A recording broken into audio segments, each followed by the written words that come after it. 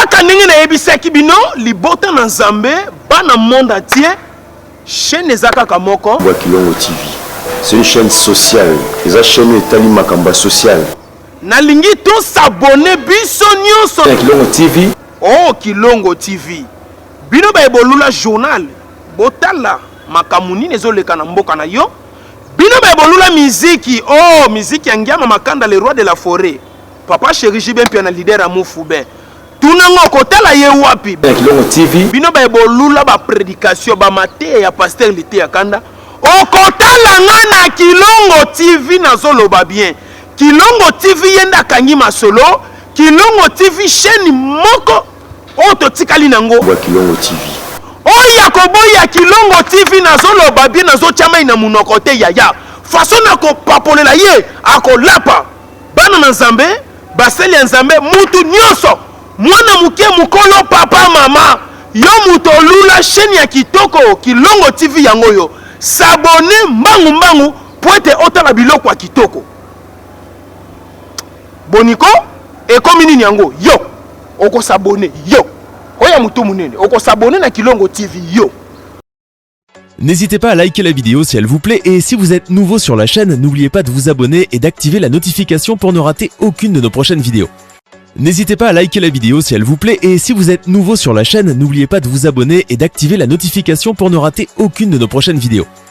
N'hésitez pas à liker la vidéo si elle vous plaît et si vous êtes nouveau sur la chaîne, n'oubliez pas de vous abonner et d'activer la notification pour ne rater aucune de nos prochaines vidéos. On commence.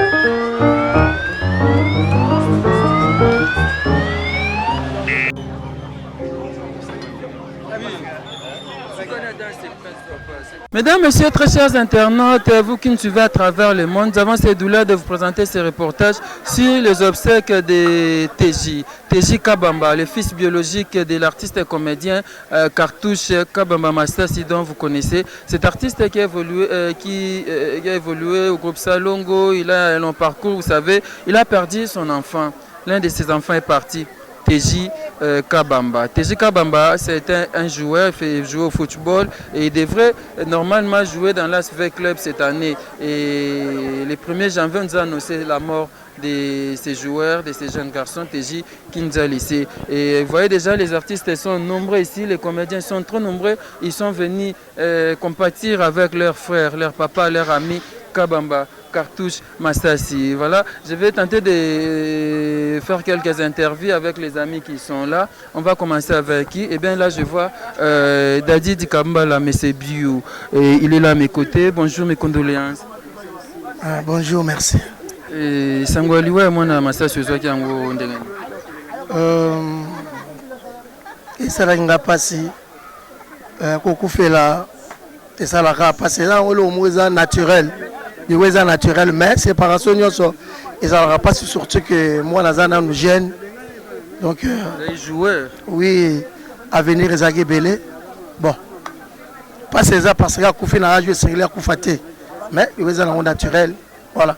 Et qu'est-ce que veut dire à son père Kabamba qui est vraiment choqué, il est vraiment abattu, un conseil, un mot, je ne sais pas, un mot d'encouragement. Non, ndenge munenga nanga lobaka architecte international Pierre Malongo Pierre.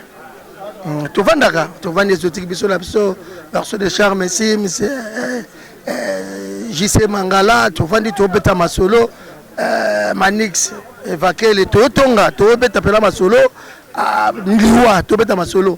Moni soki mutu akufeli, surtout ndeti moi la kufi na baage ya mukebo ba 20 et quelques. Papa kosa la WC, papa donc mabe ya ramingi.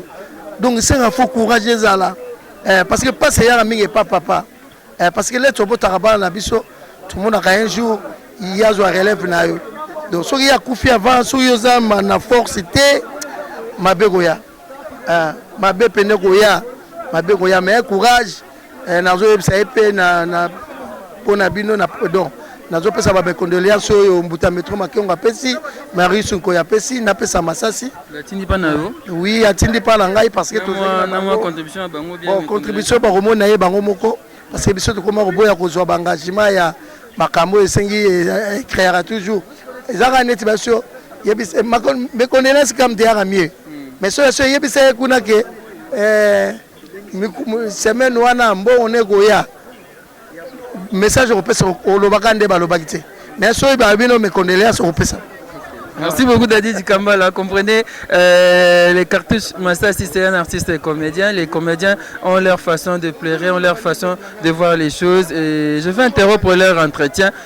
Nico Chegué et la patronne en train de causer. Vous allez m'excuser un peu. Bonjour, mes condoléances à vous. Bonjour Abi Mafinga, merci pareillement. Et Belleville Kandi, la patronne de Belleville TV. Dis-moi un peu, comment vous avez reçu la nouvelle de la mort de bébé TJ, le fils de Cartouche Massassi? Ça l'a passé, et surtout que ça qui na moment où il y a bien été, na moment de fête, et ndé toi qui kozwa sangoana, ça qui vraiment un peu passé ma casse parce que tournage oyo film on auto sala ezo banda kala mingité, mon papa mabé. Donc il y a celle la benga qui est comme brisque parce que il fallait intervenir na place wana azo qui contretemps de celle qui na benga ya celle et du coup na benga qui na 12h juste 12h05 azui moto ayeti bisika na zalaki a marka kingai a tourner sili bisinga binanga na yé mais na za moi en hôpital moi na obela et tout ça il tout libéré avant pour que l'hôpital a tout ici accueil et releka 2 jours. Et puis ayobenga yé moko bisinga bi belle vie à un mois nga kufi. Donc il passe ma casse mais c'était le 1er janvier 2019. Oui. Ouais, c'était le 1er janvier. Donc il passe mais on ne peut rien faire. À ça kufi nzamba apesaki nzamba zui to ko banda kolela lelo to bambani to zongi to kei to lobi balobaki to lobi ezalaki te na o ezalaki mais to ko kasus ko récupérer parce que ça kufi déjà. Un mot peut-être na papa Cartouche. C'est un vieux pour moi, c'est mon frère que j'aime bien. Azala tout le temps, azala respect à l'heure ya musala. Na lingake tellement ming et na façon na peut rejouer. J'ai dit mon frère, mon vieux, courage, Dieu a donné, Dieu a repris. Seul Dieu m'a consolé monter manayo aux alamakasi et je crois que nous allons soutenir yo. Merci. Merci beaucoup Belleville. Nico Chegué. Nico Chegué. Comment délai Oh la patronne. Comment na Nico Chegué. Yem ta kosela nga makambo babenga kaya lingaka te. A créer mutu mususu na place na ngai ya kosonga na disponible te. Or que Jésus toujours était disponible pour mon travail. La vérité on a matanga. Oh patron. C'est mon kongo bête. 2019 ba ko kosela ke makambo na ni. Ai biku to na kala. Na benga ta. C'est ko changer te. Kala, na benga toi film yo to. Na te. Yo pe vérité kana matanga. Oh no banda. Oh na zubanda. Comprenez, Dosa Matanga, mais Yassila. Ok, non? te na kena pesa na mama lingambo te bazana ba ya mindondo ba mama bolina pia ba na mbote pona kombi kasi. Mais sinon ça nous bien. Oui, ça va. Zamba batefi soto komi mbula sika, merci. Tu profites quand moi de l'obasio ezali pour na cartouche azama affecté na liwa ya mwana. Tolobaka que tous ensemble na ye. Azaye moroté tous ensemble, c'est déjà une famille. Une famille théâtrale, on est ensemble. Merci beaucoup. D'accord. De bonnes choses. Nico Chege, ok Nao. Nico Chege, on n'avait pas fini. Toi aussi ça a été aux Alobani. Ok, c'est bon. On a le bas. Na posa mangolo. Ah, film ayagati. Voilà makambo tout mama matanga. Ah, kabia. Tolela. Après boulot tolela. Tolela. Na la navie les 31 to maintenant ça filmé. Taka fait l'accent bolingo na bengi na tournage film testament et s'il coup de katani. Avec to tourner les 31, est-ce que chege les qui azobela. Tant aux autres tourner, ba bengi ba bi témoin na mito a santi makila. Donc tu as bien oh ndeni mwana zaki na makamba malaria ikoma makila. C'est boye bo bouger tenga mna lozo ina kiene kabinda. Ndevi abenga pemeni expliquer nga na kata tournage. Après via kendaki. Après ko kende abenga ngai les premiers na 6 heures juste premier coup de finance ya vie abenga ko chege leki akufi donc tia zo benga nga donc azalaki na émotion makata ka via zo ba chege leki akufi bandela ngata 5 fois ta 6 fois donc esala ngai pasi na tika ka après téléphone kataki na ko benga souvier pour encourager na pese ba courage ne c'est ça où il est kaki mais esala ngai bete esala ngai pasi. Ça lève une passe. C'est la loi de la nature. Nzambe apesa kanzambe nde azwi to sa koboni. L'artiste baza quand même belé awa. Togomeka kozwa le pasteur de la foi à côté. On va tenter de parler avec lui. Le pasteur de la foi, voilà, il est là. Mais je pense qu'on va tenter de lui avoir peut-être moi question moi comme balende ezala to il est là. On a besoin azawa na bonjour na merci pareillement. Nous avons passé mingi ebaki teji. Oui, naebi teji bien. Aza mwana masasi. Azaki mwana moto bandai kozala pe na ye soki pe tozana ba activité na biso na groupe Simba. Tozana ba match, ba biloko ebele, abandai pe ko participer na biso. Donc aza mwana moko na koba mwana ndako. Toyebi teji très bien. Vous êtes un mercenaire na Simba obeta. Voilà. Azaki mercenaire. Solo abandai pe ko chababi vraiment eza pasi mingi ko bungisa mwana mukolo bongo vraiment motema pasi parce que ba parents tant babotaka biso basalaka ebele pona biso na retour nango ezalaka keno biso pe to sala ya malamu pona bango et puis peut-être les mususu bazelaka lelo akomi mukolo bakunda ye mwana kunda ye mais eza pasi parce que yo bokoli mwana ekomi ozozela mwana kunda yo lisozo kunda mwana donc eza pasi mingi mais tokosala ni eloko osala ezali te topesika nzambe merci nzambe ye moko apesaki ye moko azwi lokumuka ezonga epai na ye. Merci beaucoup. Voilà, le pasteur est là derrière lui. N'était garde du corps na eto président Tcheko Matondo tokozo esima. Bonjour et condoléances pasteur. Oui, merci papa Mavinga. Awa na matanga cartouche Kabamba à perdre moi na ye. D'abord aux qui sangaliwa ya mwana monde. Oui, les allées passent biso zai na veillé le 31 décembre. Tant aux zongi les 5 mois au là la passe au lalité nuit mobimba et vers 8h les bojerazo au yepsanga donc moi nazo yepsanga ono papa c'est la bengi donc Masas Kabamba alors bi déjà kofi. Donc ils aillent passer parce que le 1er décembre nous regardons bonheur sur bazala c'est fêter tout et tout.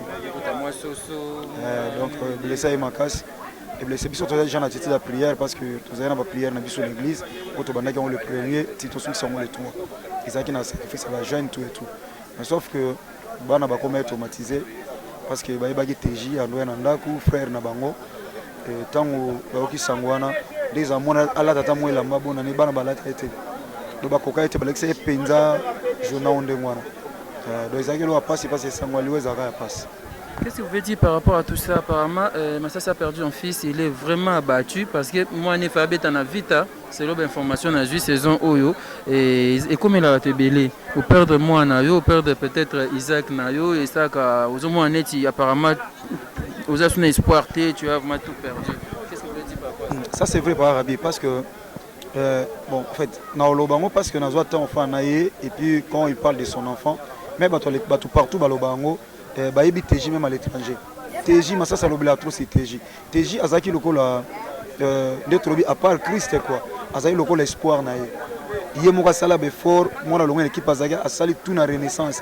Renaissance est compliqué pour nous moutanga te kaye pas ou te compliqué qui a kei na hier moi ti pas ibenge pas coach ibenge qui a solo li moi na sali entraînement bandimi ba yebisi hier moi kazo kende a solo ibenga binezi na moi ba relation pe kontaka atangu moi na centenaire abise cartouche moi na touche donc le goal la vite azo beta so banya azo beta wana ngama match na bango tellement bien te abise zo moi na centenaire na équipe moi pour appel d'équilibre te et tant aux hommes il paraît wana yemo un message pe yemo papa ya TJ massa ça zo ibisa biso abima comme ça a robeta na vite wana avant liwana donc tant ba ozonga de moi na ozonga ba entraînement mais tant ba entraînement ba na o kebisa non akenda na hôtel invest kuna nde ba ozwa transport ya bisa ya vite pour ba kenda ti kuna na Kimbondo donc siko talaka bala le papa Rabi obi que so mona abeti bien au cause appelle le pango moi facilement moi na koso mandako moi balé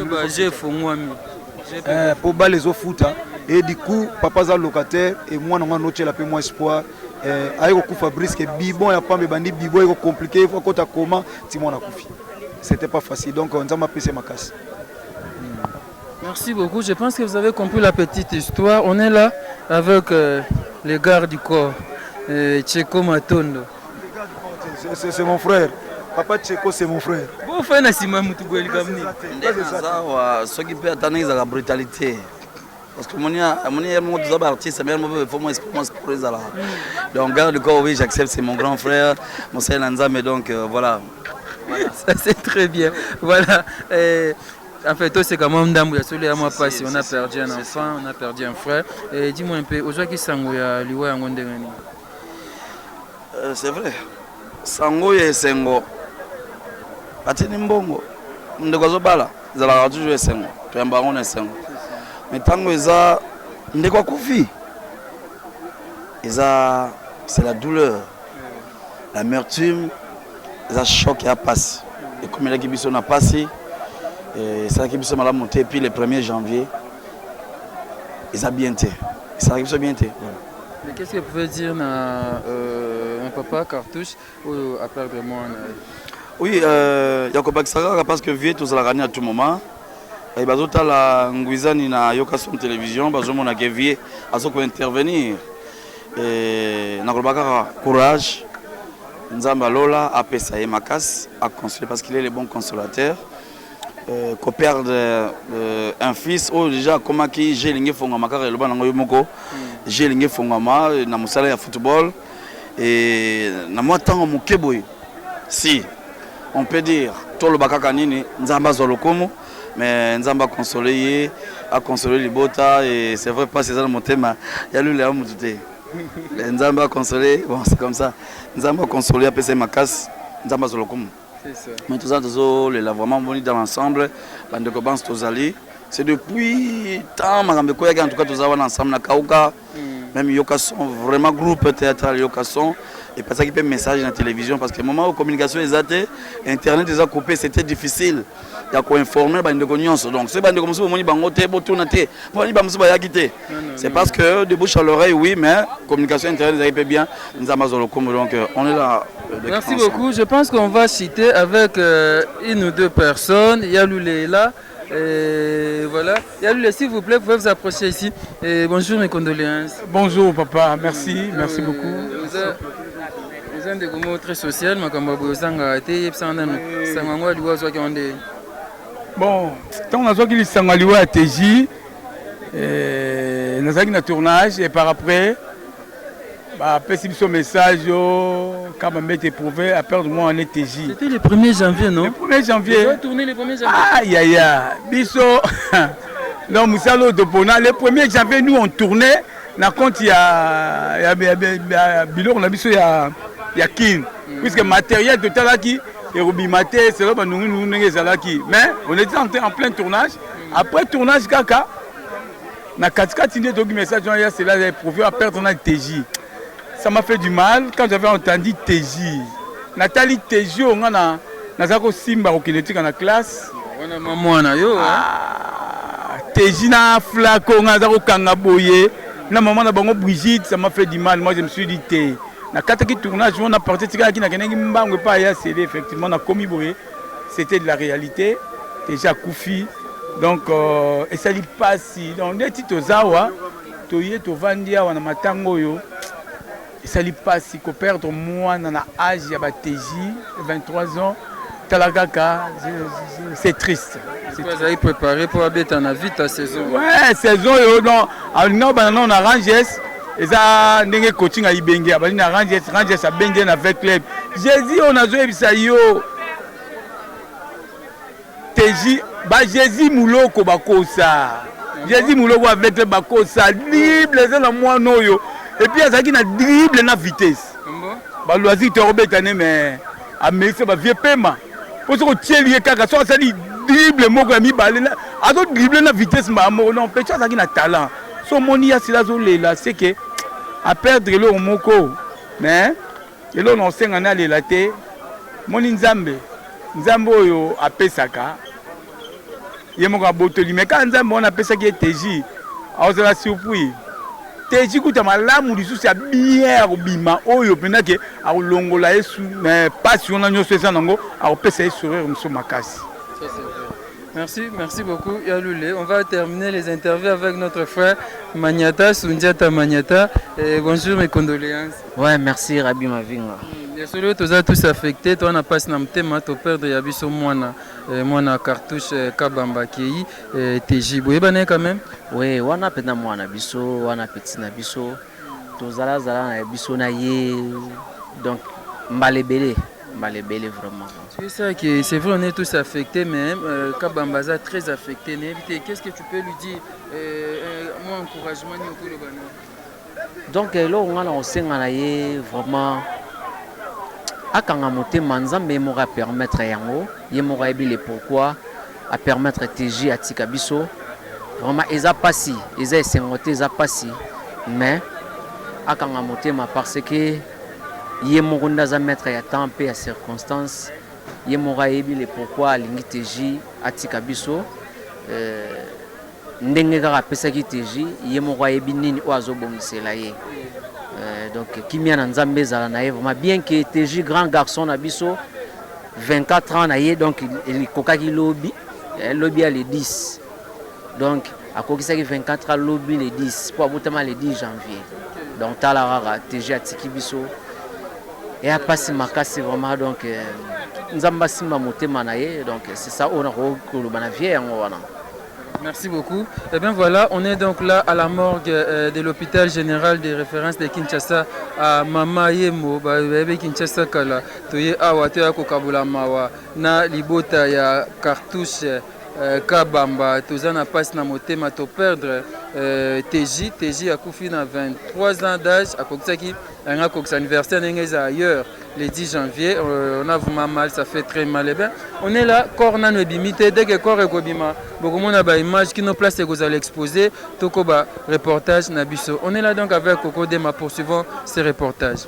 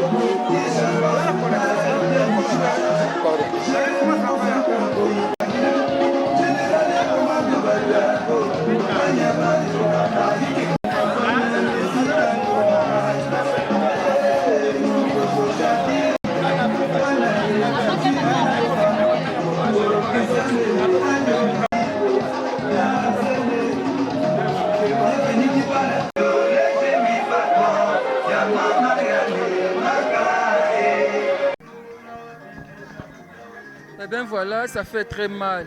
Pleurer avec ceux qui pleurent, et fêter avec ceux qui fêtent. On est venu pleurer avec Kabamba Masasi, cet artiste comédien qui a perdu son fils Teji Kabamba. Je pense que vous avez vu comment ça s'est passé. Tout le monde est en train de pleurer. Les membres de la famille, les amis de Teji, le voisin, et les artistes comédiens, on est tous là en train de pleurer. Ce jeune joueur, ce jeune qui allait jouer cette saison dans l'ASV Club, Vita Club de Kinshasa, et Dieu a repris, Dieu nous avait donné, il a repris Teji. Qu'allons-nous faire? Nous allons seulement rendre gloire à Dieu. Merci pour cela. Dans toutes circonstances, louons ce Dieu. Merci Père de gloire pour cette circonstance. Teji est parti. Teji n'est plus, il est donc parti. Cartouche Kabamba pleure son fils Teji. Merci à Coco Dema, merci à vous qui nous avez suivis. On se retrouve donc demain pour la suite de ce reportage, les obsèques de Teji Kabamba, le fils de Masasi Kabamba. Merci. N'hésitez pas à liker la vidéo si elle vous plaît et si vous êtes nouveau sur la chaîne, n'oubliez pas de vous abonner et d'activer la notification pour ne rater aucune de nos prochaines vidéos. N'hésitez pas à liker la vidéo si elle vous plaît et si vous êtes nouveau sur la chaîne, n'oubliez pas de vous abonner et d'activer la notification pour ne rater aucune de nos prochaines vidéos. N'hésitez pas à liker la vidéo si elle vous plaît et si vous êtes nouveau sur la chaîne, n'oubliez pas de vous abonner et d'activer la notification pour ne rater aucune de nos prochaines vidéos. On commence. Nayebisaki bino nini? Bo s'abonner na Kilongo TV. Nanu bilenge silite. Oyoki elengi. Wana eza avant goût. S'abonner, o vivre bilengi ya Kilongo TV. Na banzi toyokani.